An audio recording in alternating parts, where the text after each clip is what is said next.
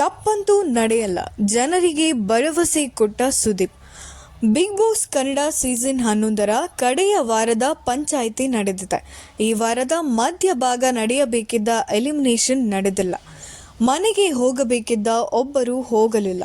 ಇದರಿಂದ ಇನ್ನೊಬ್ಬ ಅರ್ಹ ಸ್ಪರ್ಧಿಗೆ ಅನ್ಯಾಯ ಆದಂತಾಗಿದೆ. ಆದರೆ ಬಿಗ್ ಬಾಸ್ನಲ್ಲಿ ಅರ್ಹ ಸ್ಪರ್ಧಿಗೆ ಅನ್ಯಾಯ ಆಗುವುದಿಲ್ಲ ಎಂದು ಸುದೀಪ್ ಭರವಸೆ ನೀಡಿದ್ದಾರೆ.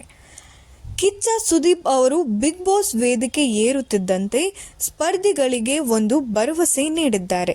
ತಪ್ಪಂತೂ ನಡೆಯಲ್ಲ ಎಂದು ಜನರಿಗೆ ಅವರು ಹೇಳಿದ್ದಾರೆ. ಹಾಗಾದರೆ ಅವರು ಈ ಭರವಸೆಯನ್ನು ಜನರಿಗೆ ಏಕೆ ಕೊಟ್ಟರು? ಆ ಬಗ್ಗೆ ನಾವು ನಿಮಗೆ ಹೇಳುತ್ತಿದ್ದೇವೆ, ಬನ್ನಿ.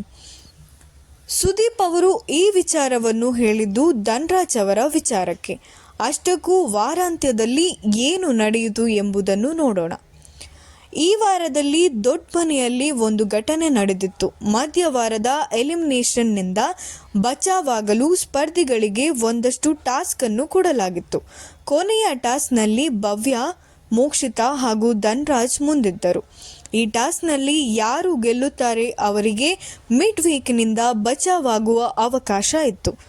ಈ ಅವಕಾಶವನ್ನು ಧನ್ರಾಜ್ ಅವರು ಪಡೆದರು. ಆದರೆ ಗೆದ್ದು ಮಧ್ಯವಾರದ ನಾಮಿನೇಷನ್ನಿಂದ ಬಚಾವಾದರು. ಆದರೆ ಈ ಟಾಸ್ಕ್ ವೇಳೆ ಮೋಸ ನಡೆದಿದೆ ಎಂಬುದು ಸ್ಪಷ್ಟವಾಗಿತ್ತು. ಧನ್ರಾಜ್ ಅವರು ಮೋಸ ಮಾಡಿ ಗೆದ್ದರು ಎನ್ನಲಾಗಿದೆ. ಇದನ್ನು ಅವರು ಒಪ್ಪಿಕೊಂಡರು. ಆ ಬಳಿಕ ಮಧ್ಯವಾರದ ಎಲಿಮಿನೇಷನ್ ನಡೆಸಲೇ ಇಲ್ಲ.